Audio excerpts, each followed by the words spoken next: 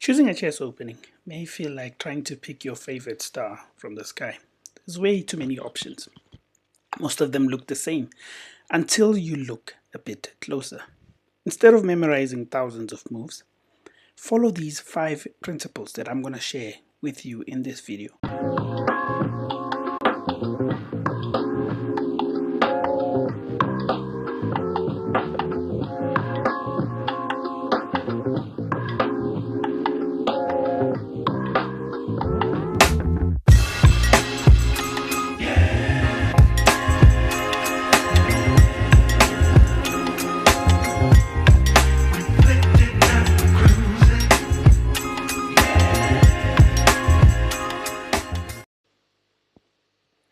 Okay, we're going to go through the 5 principles that you're going to need to learn so that every time you're choosing an opening, you'll be able to actually survive that opening phase of the game. So principle number 1 would be for you to control the center. So moves like e4, opponent responding with e5, or starting with d4, opponent maybe also going for the d5 pawn. These moves actually control these squares here in the center.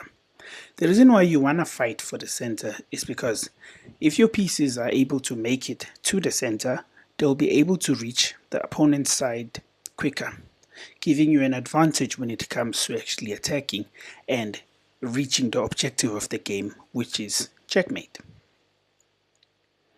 Principle number 2, always develop your minor pieces. Developing your minor pieces will actually give you a sense of safety. When you have pieces that are developed, your opponent will have very few options when it comes to any pieces that they can recapture. If you look now on the board, you'll see that this knight was developed by your opponent, right? You developed the dark square bishop. If your opponent were trying to capture or move to this center square like this, the piece would then be able to recapture that piece, and your opponent would actually be in a losing position, right? If they lose a piece like that so early in the game. I always try and develop bishops before knights, because it's really faster when it comes to the next principle that we're going to share in this video. So once we've gotten the minor piece development out of the way, remember, safety first. Castling. Castling is very important in that it allows the game to actually continue. Yeah, an uncastled king, which it's sometimes called center games, very much often like the king will get captured or checkmated if the king is uncastled. Okay, I want to show you an example of castling. So let's say opponent decides to do this, right? You're gonna develop your minor pieces also, trying to bring them to the center, right? And then you're gonna try and castle as quickly as possible. These 3 pawns here that are in front of your king, these 3 pawns now give your king structure. Your king is defending these 3 pawns, and these 3 pawns are defending your king from any attack from a rook, a queen, a bishop. Your opponent now would need to bring more attackers first before it can actually come here and declare checkmate on you. Another principle is don't be greedy. So even if you do see an opening, unless the piece is not guarded at all and you can capture it safely, try and follow the first 3 principles first, right? So we're going to go back, we're going to play another opening here, right? So we're going to open the game, right? Let's say you're playing black. So white decides to attack that pawn here. Following an opening principle, developing a minor piece, and also attacking your black pawn, right? You're going to respond by defending it. Also following another minor principle of developing a piece to the center. Now, white then continues with development, and let's say we get to a game, and the game is now in this position, right?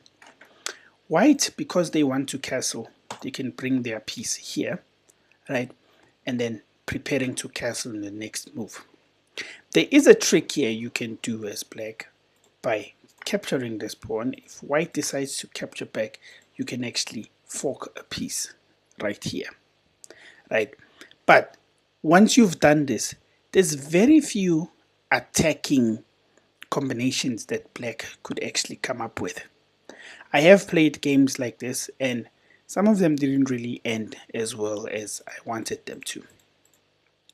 Another thing that could happen is that if you do decide to capture this, white could maybe decide to say, okay, I'm going to stop your king from castling, right? And then recapture this knight. Now, yes, the pieces are now equal, but now you have an uncastled king that could really put you in a very tight spot when it comes to evading white's attacks. So don't get greedy. Then you must always create a chain of command. Develop your pieces in a way that they can support each other. This is one of my favorite openings that I like to play, right? And normally the game is played in this way. I don't bring out the knight here. I actually try and fight for this center here by pushing this pawn first, right? Maybe black decides to bring out the dark square bishop. I castle early. My opponent castles, then I bring out to support this file and support this pawn with my rook. As you can tell, 3 pieces here or 2 pieces here have not been developed, but that is the point, right? I am trying to actually stop attacks that sometimes, you know, opponents do this in a game, and then they will try and bring this knight here to the center in order to try and capture this piece without me recapturing with the queen and then breaking up the pawn chain here that is protecting my king, right? That's it. So you need to choose your openings very wisely. But if you do follow these opening principles, you shouldn't have a problem in getting mated or getting outmaneuvered within the opening or the starting position.